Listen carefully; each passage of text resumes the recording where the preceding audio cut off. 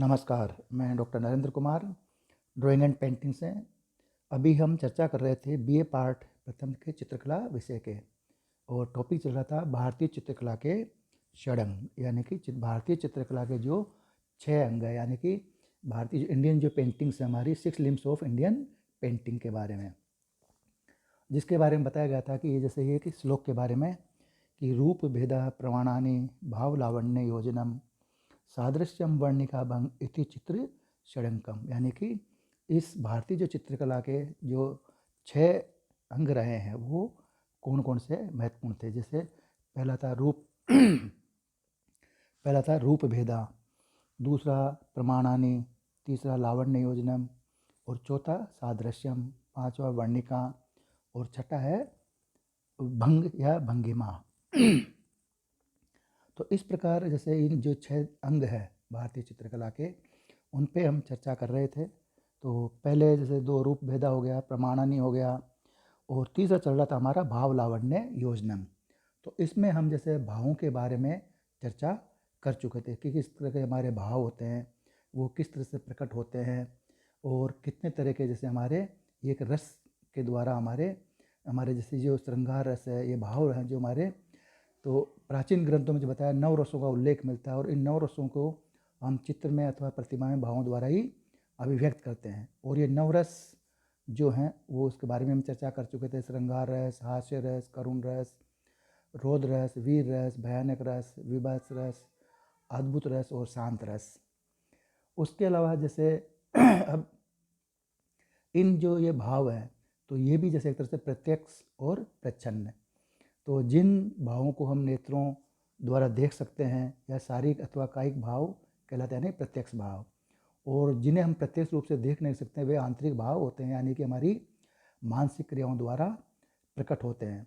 तो उसी प्रकार जैसे चेहरे की जो आकृति के प्रकार बताए थे कि वो कौन सी आकृति किन भावों को प्रकट करती है। जैसे मुर्गी के अंडे के आकार वाला चेहरा है, तो वो जैसे बुद्ध की प्रतिमा में अधिक देखने को मिलता है, और एक तरह से पूर्ण सात्विक भाव लाने के लिए ये इस तरह का चेहरा बनाया जाता था।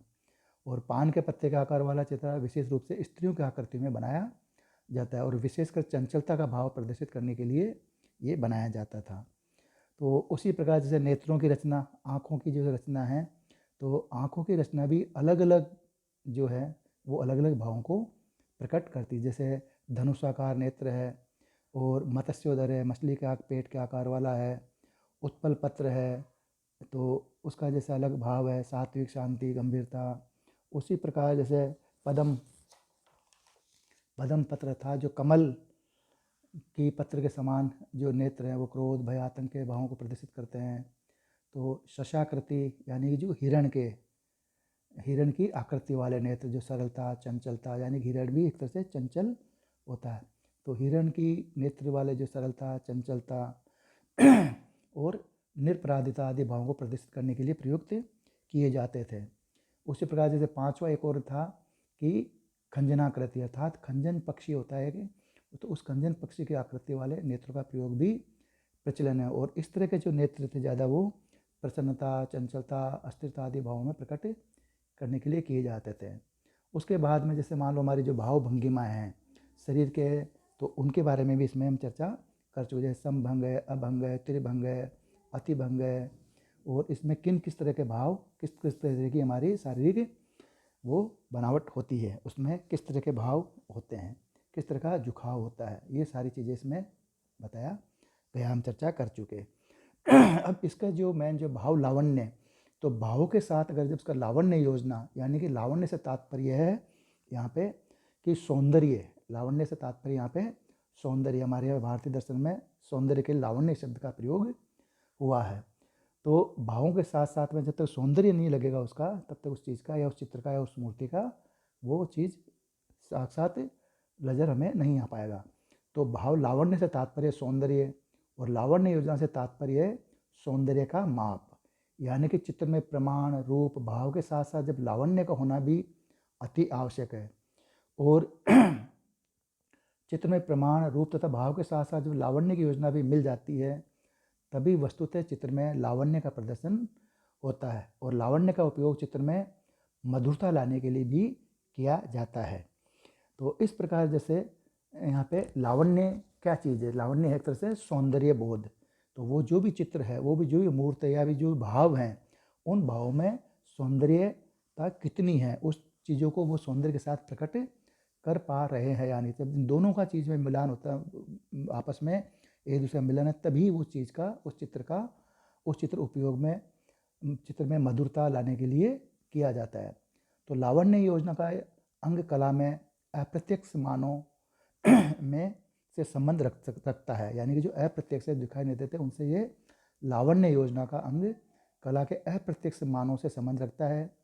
और कभी कभी किसी चित्र में रूप, प्रमाण, भाव आदि सब भी कुछ होने पर हमें भाता नहीं है। इससे तात्पर्य कि उस चित्र में लावण्य अर्थात सौंदर्य या मधुरता की कमी है। भाव यदि आंतरिक सौंदर्य का बोधक है तो लावण्य चित्र के बाह्य सौंदर्य का वाहक है। ये हमें महत्वपूर्ण चीज़ इसमें ध्यान देने की बात है कि भाव तो क्या है, हमारे अंतर्मन के जो हमारे भाव, इमोशंस हैं, हमारी जो फीलिंग्स हैं, वो चीज़ हैं। लेकिन वो जब निकलेंगे, वो जब प्रकट होते हैं, तो वो भाव हमारी जो आंतरिक सौंदर्य के वो बोधक है।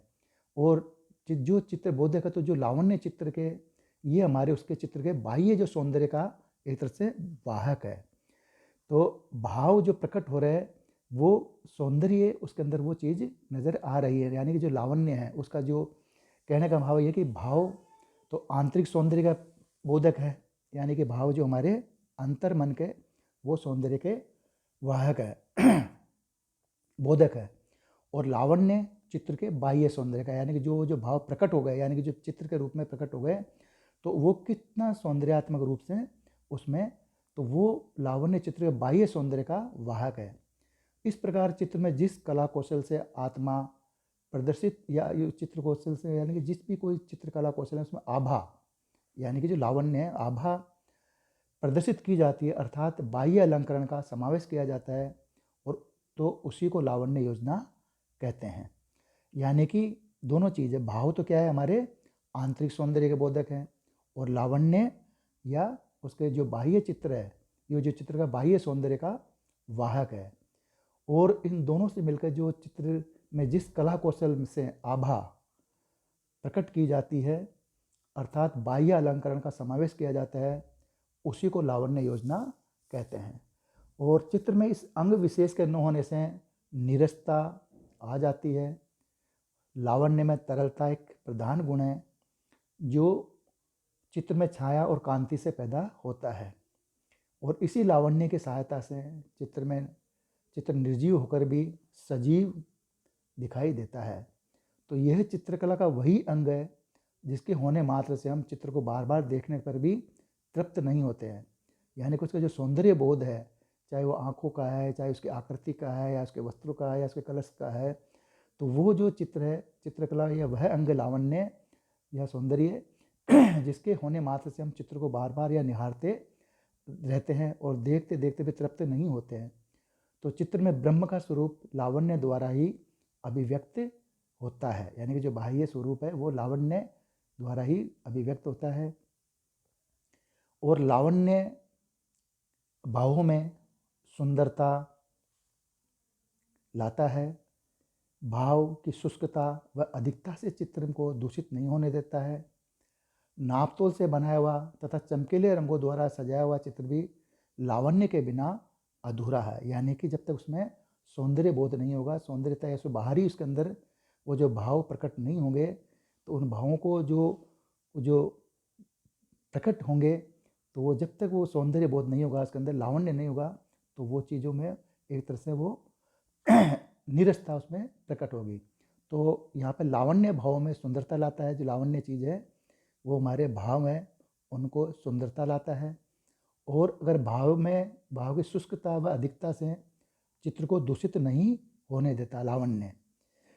नाप तोल से बनाया हुआ तथा चमकीले रंगों द्वारा सजाया हुआ चित्र भी लावण्य के बिना अधूरा है, यानी बिना सौंदर्यात्मक उसमें अभिव्यक्ति के वो चीज़ अधूरी है।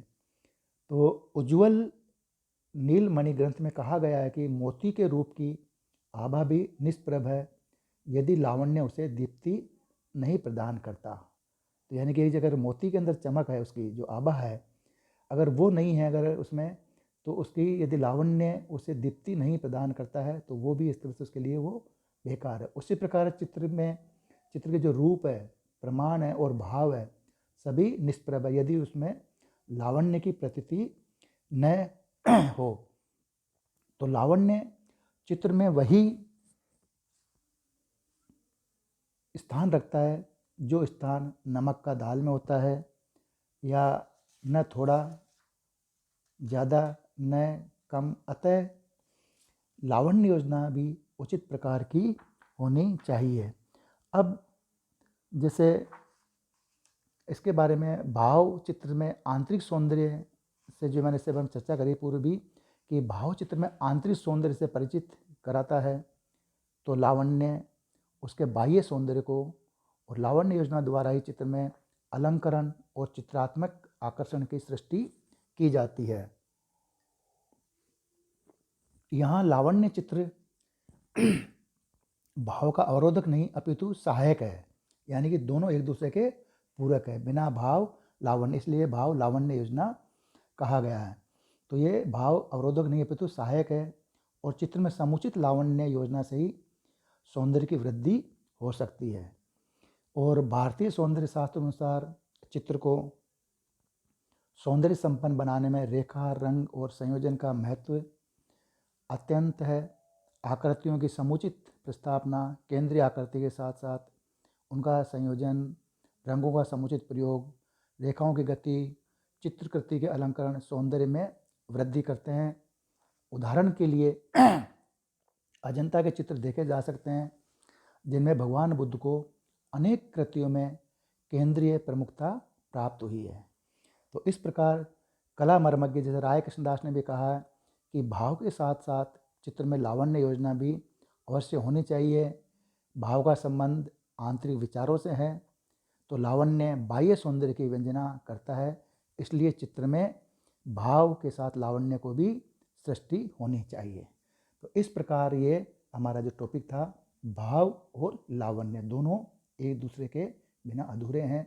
भाव के साथ लावण्य नहीं होगा तो भी चित्र अधूरा है, और अगर लावण्य के साथ अगर उसमें भाव नहीं है तो भी वो अधूरा। इस तरह से ये इसका जो हमारे भारतीय चित्रकला जो तृतीय अंग रहा है कि भाव लावण्य योजनम, ये पूर्ण हुआ। अब इसके बाद में आगे लगा हम चित्र लेंगे सादृश्य, यानी कि चौथा जो है वो है सादृश्यम। ये हम आगे वाले में उसमें चर्चा करेंगे। धन्यवाद।